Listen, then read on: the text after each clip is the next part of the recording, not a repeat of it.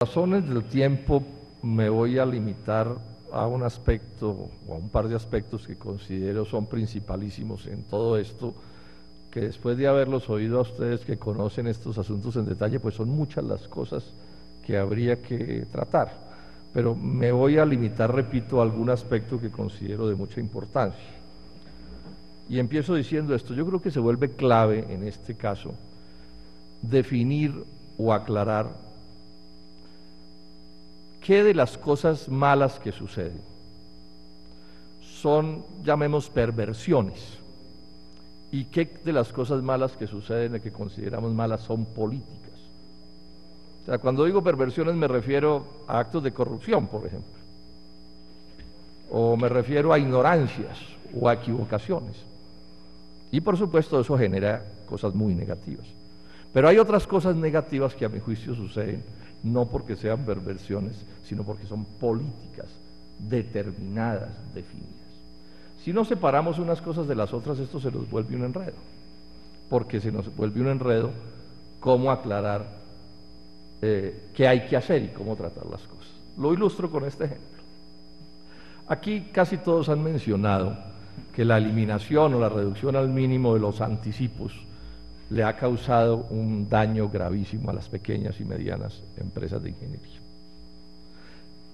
¿Eso es una equivocación? ¿Eso es un error? ¿O eso es una política, una decisión tomada? O sea, el que tomó la decisión de golpear los anticipos no sabía las consecuencias negativas que esa decisión iba a tener, no en los ladrones, sino en la gente que utilizaba los anticipos honradamente. ¿Ignoraba eso? No, yo lo que creo es que utilizaron el cuento de la corrupción para impulsar una política con unos propósitos determinados. Porque además aquí digamos una cosa con toda claridad: yo cada vez que oigo sobre decisiones de importancias con el cuento de la lucha contra la corrupción me pongo malicioso. Porque llevamos como 100 años luchando contra la corrupción y cada vez hay más corruptos y más corrupción. Pero por el contrario, sí sirven la corrupción como pretexto para tomar determinado tipo de políticas. Yo les cuento esto: cuando empezó a hablarse de eliminar los anticipos, algún empresario de la construcción bien grande de Colombia me llamó y me dijo: senador, eso es de una gravedad inaudita. Eso es tan grave que yo, que soy de los grandes constructores de Colombia, me voy a ver embromado por esa circunstancia, porque mi capacidad financiera me va relativamente escasa por falta de los anticipos, me va a dificultar las cosas. Y lo que va a pasar, me advirtió, es que compañía de construcción que no tenga vínculos con los banqueros o que no sea transnacional queda en una situación complicadísima. Bueno, y eso es lo que estamos viendo. Él se dio cuenta al minuto, me imagino que ustedes también. Entonces llamo la atención sobre que aquí hay problemas de perversiones, pero aquí también hay políticas, decisiones, cosas fríamente calculadas. Y en ese sentido entonces me voy a referir a lo que yo creo que es uno de los problemas más graves que tienen las pymes en este momento en Colombia, que tiene que ver, repito, no con perversiones, sino con políticas. Y entonces voy a hablar de una sola cosa: que la política es concentrar la producción de obras civiles, que la política es generar monopolio, que la política inexorable, si es generar monopolio, es generar negocio para transnacionales, porque estamos en la globalización. Entonces la pregunta que queda ahí es: bueno, ¿y qué papel juegan las MIPYME?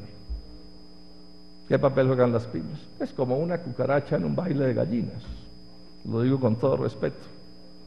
¿Por qué? Porque es obvio que en estas circunstancias, si la política es la concentración, pues las MIPYMES no tienen sino dos posibilidades: o desaparecen, oyéndoles bien terminan de subcontratistas de las grandes empresas, subcontratos que les impondrán en las condiciones más implacablemente duras que pueda conseguirse.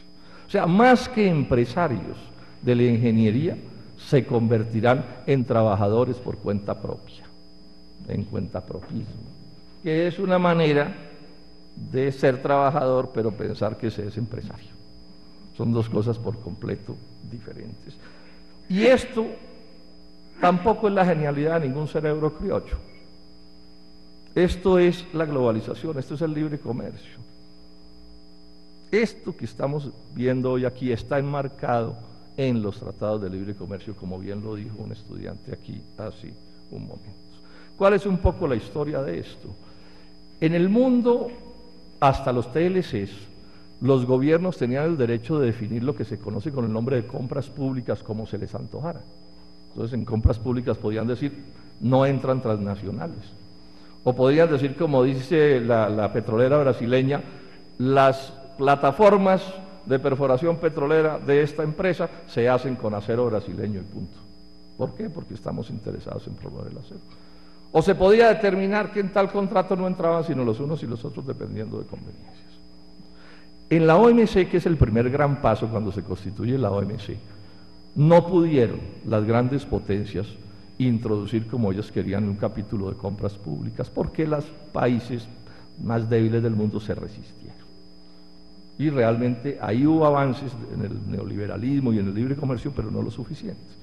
Una de las cosas más trágicas de los TLCs es que, como se dijo aquí, todos tienen capítulo de compras públicas. Y capítulo de compras públicas es que dicen cómo son las cosas. Entonces, por ejemplo, capítulo de compras públicas dice que hay trato nacional. ¿Qué quiere decir trato nacional? Quiere decir que las compañías norteamericanas en Colombia, o canadienses, o europeas, o coreanas, tienen que tener exactamente las mismas condiciones económicas que las empresas nacionales.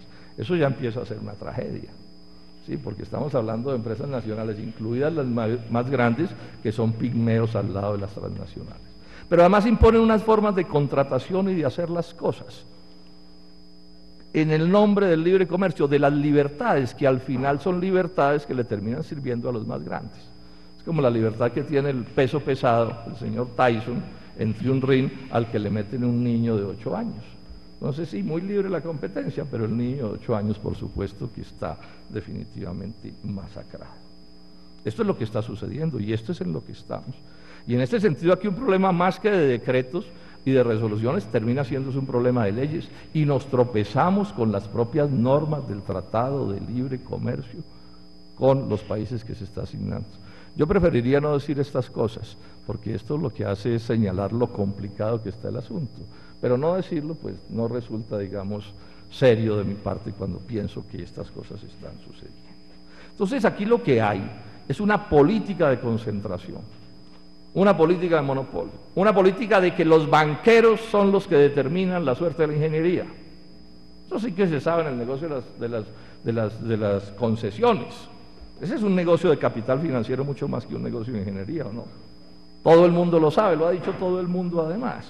Pero además lo voy a ilustrar con una frase que no es de mi cosecha, sino la del doctor Juan Martín Caicedo Ferrer, que es, como se sabe, pues el jefe de la Cámara Colombiana de la Infraestructura, que yo creo que resume bien de qué es de lo que se trata esta película. Él dice, las medidas oficiales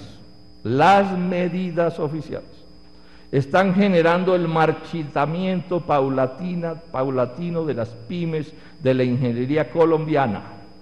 El marchitamiento de las pymes de la ingeniería colombiana. 2 puntos. Por obra y gracia de quienes se robaron los anticipos, yo diría, por obra y gracia de ese pretexto, se limitó para las empresas pequeñas y medianas la opción tradicional de esta figura. Agrega, los requisitos financieros y de experiencia son para ellas de costoso e imposible cumplimiento y por ende las excluyen de los procesos licitatorios. Juan Martín Caicedo. Y agrega, no cuentan con el apoyo de una política crediticia especializada y de manera recurrente son víctimas de una mora excesiva en el pago de sus cuentas por parte del Estado. Pues me imagino que hubiera podido escribir con 20 cosas más, pero digamos que con estas yo pienso que se hace la radiografía. Y dice, las medidas oficiales, que no las toman ni bobos, ni ignorantes, ni despistados, ni gente que no sepa. Las toman quienes tienen una concepción económica y política y social determinada. Y entonces si uno mira cosas que por ejemplo están sucediendo. Una de las razones por las que el Polo votó la ley que llamaron de las 100.000 viviendas gratis es porque esa ley era para ocultar un cambio profundo en la contratación pública, en la producción de vivienda. Entonces se inventaron pues nada menos que una fiducia de 4 billones de pesos para el primer banquero de Colombia. Contratación a dedo, cada vez más, lo dijo aquí la Contraloría hace un momento. ¿Sí? O sea, contratación de empresa privada, que es contratación a dedo. O sea, en el país del mar de la corrupción, y curiosamente, la medida que se impone en Colombia es que se contrata sin las normas de la contratación pública, que en buena medida tienen como uno de sus propósitos luchar contra la corrupción. Y vamos a ver cuando hagamos el debate con el doctor Germán Vargas Lleras aquí en la Comisión Quinta, concentración de la producción de vivienda. Los están sacando. Las normas esas de darle demasiado peso, un peso excesivo a la capacidad financiera para concursar, ¿eso qué es? ¿Una equivocación? No, eso es un propósito, porque es obvio que si yo le pongo ese peso inmenso a eso, pues tengo un propósito determinado. Desconocer la experiencia, como se ha dicho aquí, con el cuento de que es que uno tiene que inventarse la experiencia cada 8 días, eso lo que hace es darle más peso a la capacidad financiera del asunto. El fondo de adaptación contratando una masa inmensa de recursos también bajo las normas del derecho privado. Los convenios interadministrativos, bueno, ahí hay mucho de perversión. Las alianzas público-privadas, ¿para esto mismo o no? O sea, ¿qué es lo que hace la alianza público-privada? Decirle al Estado, usted su plata se la gasta en esto y se la gasta conmigo. Y el que no tenga capacidad para proponer eso no tiene nada que hacer. Bueno, sí puede subcontratar alguna cosa que le permitan subcontratar estas empresas. Termino entonces diciendo esto, pues el tiempo ya es bien escaso. Bueno, pero agrego esto. Si uno mira las cosas de la capacidad residual de contratación, el tema de los anticipos, las fiducias, cómo se maneja la experiencia, lo de los sleeping partners, eso es aberrante. O sea, falsos socios para poder hacer exigencias absolutamente desproporcionadas y absurdas que tienen como propósito montar un negocio de transnacionales. Pero esto tiene un agravante, es que esta cosa de empujar el monopolio y la transnacionalización de este negocio se hace preciso cuando hay una crisis mundial pavorosa y las grandes firmas de ingeniería de Europa y Estados Unidos están buscando cómo desaguar la crisis sobre nosotros. Es obvio que van a venir a contratar a cualquier cosa, incluso sin ganar, con el propósito de reducir sus pérdidas. ¿Y quién va a poder competir contra eso? Termino entonces diciendo esto, la situación es bastante más complicada de lo que parece, ¿no? Ahora, lo digo no pues para que nos echemos a llorar ni mucho menos, sino para que tengamos conciencia de esto y nos esforcemos a ver cómo se cambian las cosas. Yo sugeriría esto. Esta es una política, es la política del gobierno nacional del presidente Juan Manuel Santos y del anterior y del anterior y de todos. Aquí llevamos por lo menos 20 años en esto. Esto solo es modificable en la medida en que ustedes sean capaces de generar un movimiento de opinión pública, llamemos político en el buen sentido de la palabra, de opinión pública, muy diverso políticamente, pero unido en un gran movimiento que nos permita luchar para que los decretos y las normas reglamentarias sean en la dirección contraria por donde ellos están avanzando. Seguramente se van a requerir modificaciones de ley. La lucha en el mediano plazo tendrá que llegar hasta donde lo plantearon estos días uno de los más importantes empresarios de la industria automotriz colombiana. Habrá que llegar a renegociar los tratados de libre comercio. Este país no le sobrevivía a eso. Pero bueno, vamos por partes y hasta donde podamos ir. Entonces, ¿yo qué sugeriría? Primero, tener comprensión de la gravedad de lo que pasa. Esto no es de pañitos de agua tibia. No están equivocados los funcionarios altos del Estado colombiano, están en lo de ellos. Para eso los contratan, para que trabajen en esa dirección. Luego, no hay que persuadirlos, no hay que convencerlos, lo que hay es que derrotarlos, que es una cosa completamente distinta. Pues estoy hablando de lucha civilizada, democrática, etcétera, pero es la concepción que debe entenderse. Y en este sentido, se vuelven importantes varias cosas. Uno, definir un programa con claridad. Yo pienso, si yo fuera uno de ustedes, me sentaría a definir un programa como mínimo. O sea, primer punto, no sé, anticipos. Y vamos a dar esa pelea de frente, yo me meto, yo espero que Guillermo también. Con el cuentico de perseguir la corrupción no pueden seguir desbaratando este país. Y el que se roba la plata de los anticipos, que lo metan a la cárcel. pero no pueden desmontar los anticipos, además para mejorarle el negocio a los banqueros. Entonces la plata del Estado ya ni siquiera está convertida en anticipos, sino que está rentando nada en un banco y es el mismo banquero el que financia la obra. Es que esto es muy descarado lo que están haciendo. ¿O no es así como están las cosas? Sumas descomunales del Estado, pues el sueño de los justos en las arcas de los bancos y los bancos prestando la tasa de interés que se les dé la gana. Lo de las fiducias, por ejemplo, yo creo que eso hay que ponerle una discusión en serio. La tesis de que aquí no se puede mover ni un centavo sin que un banquero le pesque algo tampoco. Otra vez con el cuento de la lucha contra la corrupción. El propio tema de las concesiones. Yo pienso que las pequeñas y medianas empresas tienen el derecho a luchar por una determinada escala de la contratación. O aquí con el cuento de la eficiencia, y lo único que es eficiente es lo grande, el monopolio. Entonces aquí vamos a terminar en que una sola empresa va a contratar todas las vías de Colombia porque es la más grande y se supone que eso es lo más eficiente. Este es un debate que hay que hacer. Yo no le niego la eficiencia a una volqueta de 300 toneladas, pero tampoco se la nieguen a 10 volquetas de 30, ¿o sí? O sea, son asuntos distintos, son debates que hay que irnos a fondo a hacer en este tipo de cosas. Lo de las alianzas público-privadas. O sea, es conectar la manguera pues directo al corazón financiero del Estado colombiano. O sea, ya ni es el Estado el que piensa qué hay que hacer con la plata.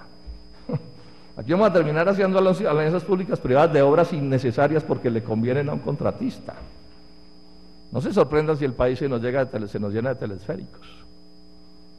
Porque a alguien le dan la cuenta que el telesférico es negocio, entonces hagan telesféricos, uno cada 10 cuadras.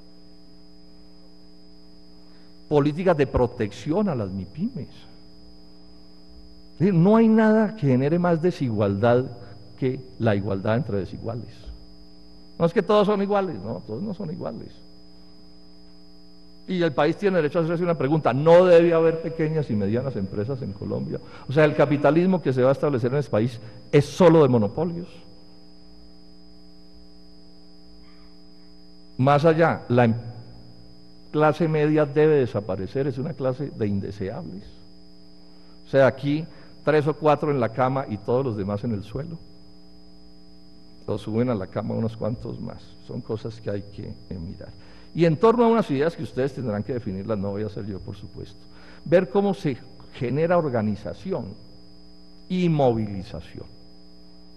¿Qué es lo que entiendo por movilización? O sea, un evento como este, conferencias, charlas, artículos, reuniones con el gobierno, hablar con franqueza, poner las cosas claras.